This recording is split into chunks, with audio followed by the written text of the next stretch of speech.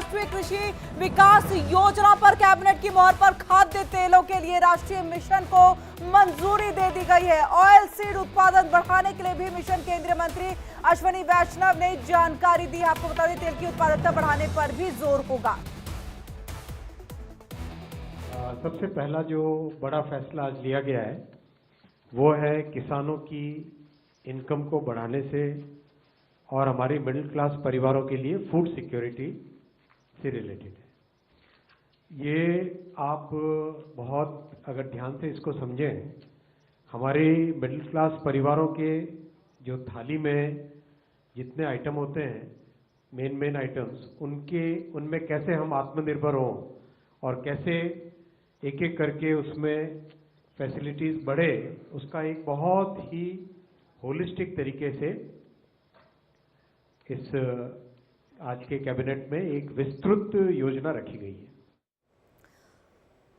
और चलिए ज्यादा जानकारी बातचीत के लिए सीधे मैं अपने सहयोगी का रुख करूंगी। अंजनी मेरे साथ जुड़ चुके हैं न्यूज रूम से लाइव। अंजनी, आपसे जानना चाहेंगे क्योंकि किसान लगातार अपनी आय बढ़ाने को लेकर के कह रहे थे कि मोदी सरकार ने वादा किया लेकिन हमारी आय बढ़ाने के लिए कोई योजना नहीं बनाई गई, लेकिन इस तरफ एक राहत भरी खबर जो है वो सामने आई है, जो अश्विनी वैष्णव ने पूरी जानकारी दी।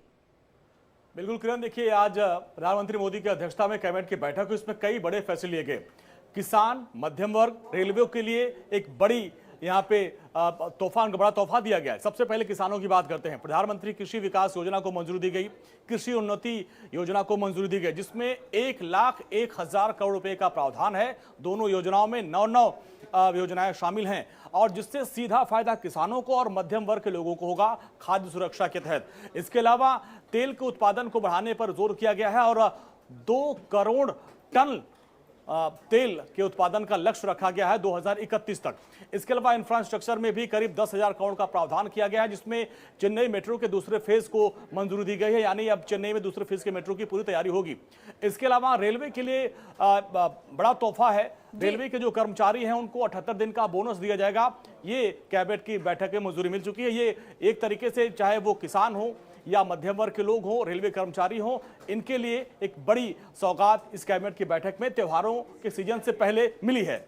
जी बिल्कुल। अंजनी, खास तौर से अगर हम चेन्नई की भी बात कर ले तो चेन्नई में मेट्रो फेज 2 परियोजना को भी मंजूरी दी गई है, यानी हर वर्ग को यहां पर ध्यान पर रखने की कोशिश और उनको ये राहत सीधे तौर पे ये कहे कि तोहफा दिया गया है, चाहे वो दिवाली का हम कहे बोनस के तौर पर देख ले या फिर हम बात कर ले कि पूजा का वक्त है और पूजा में इस तरह के तोहफे जो है वो बरसाए जा रहे हैं केंद्र सरकार की तरफ से।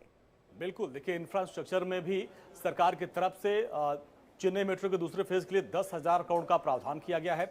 इसके अलावा खाद्य सुरक्षा के तहत प्रधानमंत्री कृषि विकास योजना के लिए और कृषि उन्नत के लिए करीब 1,01,000 करोड़ का प्रावधान किया गया। एक बड़ा बजट है जिसमें मध्यम वर्ग और किसानों की आय को बढ़ाने के लिए ये पूरी व्यवस्था की गई है, जिसमें 9 योजनाएं होंगी दोनों योजना के तहत। तो यानी इससे मध्यम वर्ग को भी फायदा होगा, किसानों को भी फायदा होगा। इसके अलावा तेल की पैदावार बढ़ाने के लिए भी व्यवस्था की गई है। इसमें भी करीब 60,000 करोड़ की लगभग की व्यवस्था की गई है, यानी तेल का ऑयल का जो उत्पादन होगा वो बढ़ाया जाए और इसके लिए एक लक्ष्य रख दिया गया कि 2031 तक 20 करोड़ टन जो है तेल का उत्पादन का लक्ष्य रखा गया है। तो ये एक मास्टर स्ट्रोक है। इसके अलावा इंफ्रास्ट्रक्चर में जैसा कि मैंने बताया कि चेन्नई मेट्रो के दूसरे फेज के लिए 10,000 करोड़ का प्रावधान कर दिया गया है और रेलवे के जो कर्मचारी हैं लगभग 11 लाख कर्मचारियों को फायदा होगा, जिनके करीब 78 दिन का बोनस उनके खाते में आने वाला है। बहुत बड़ा तोहफा जो है वो केंद्र सरकार की तरफ से। शुक्रिया अंजनी, पूरी जानकारी हमारे दर्शकों तक यहां पर पहुंचाने के लिए। और इसी के साथ इस बुलेटिन में इतना ही। देश दुनिया की बाकी खबरों के लिए जुड़े रहिए इंडिया डेली के साथ।